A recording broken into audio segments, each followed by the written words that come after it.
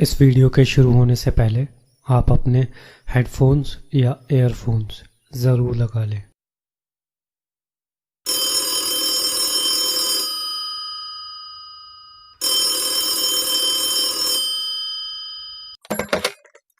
Hello, can I have some coffee?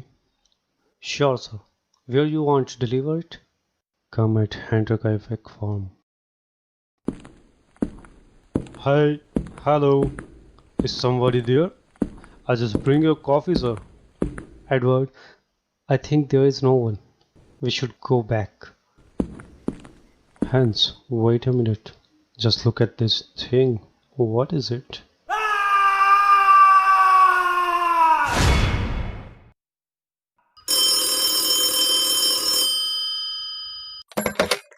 Hello, Redhoff Police Station. Officer, we just found some dead bodies here at Hendrik Ifek. All the bodies are head off.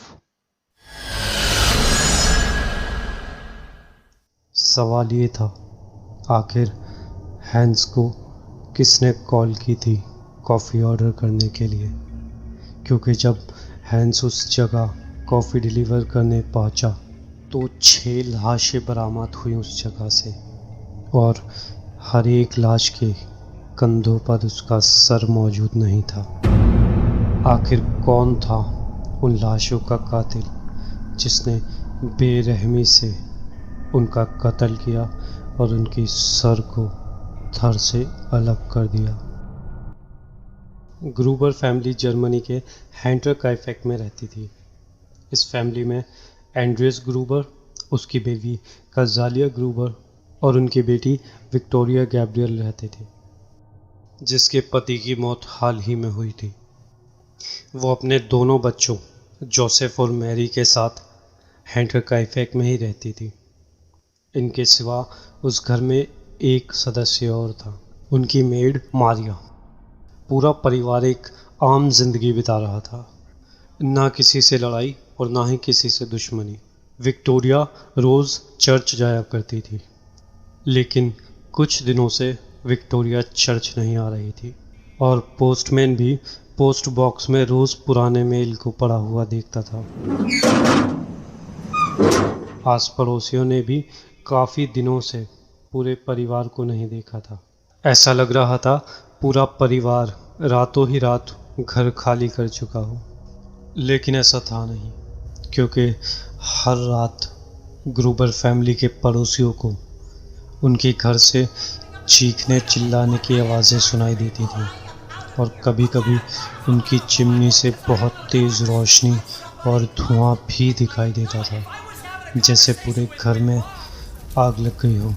तो कभी खिड़की पर किसी आदमी का नंगा खड़ा होना। 1 अप्रैल 1922 हैंस स्क्रीवोस्काई को hendrik Ifek से एंड्रियस ने कॉफ़ी ऑर्डर की थी। हैंस और उसका भाई एडवर्ड दोनों hendrik Ifek पहुंचे। Hi, hello, is somebody there? I just bring your coffee sir.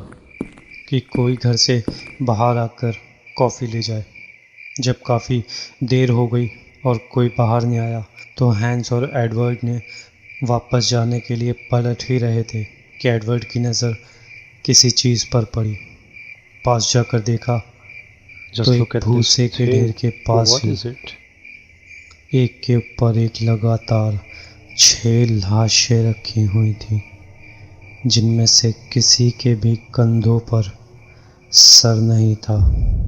सबके सर काट कर अलग कर दिए गए थे। जब पुलिस हैंस का बयान ले रही थी तो हैंस ने बताया कि उसे hendrik Ifek से एंड्रियस ने कॉल करके कॉफ़ी ऑर्डर की थी। ये सुनकर ऑफिसर थोड़ा हैरान हो गया, क्योंकि फॉरेंसिक लैब के मुताबिक एंड्रियस और बाकी सब लोगों की मौत करीब 3 हफ्ते पहले हो चुकी थी। ग्रूबर फैमिली की मौत का जिम्मेदार कौन था या फिर क्या था, ये आज भी राज है। आई होप गाइज आपको ये कहानी पसंद आई हो।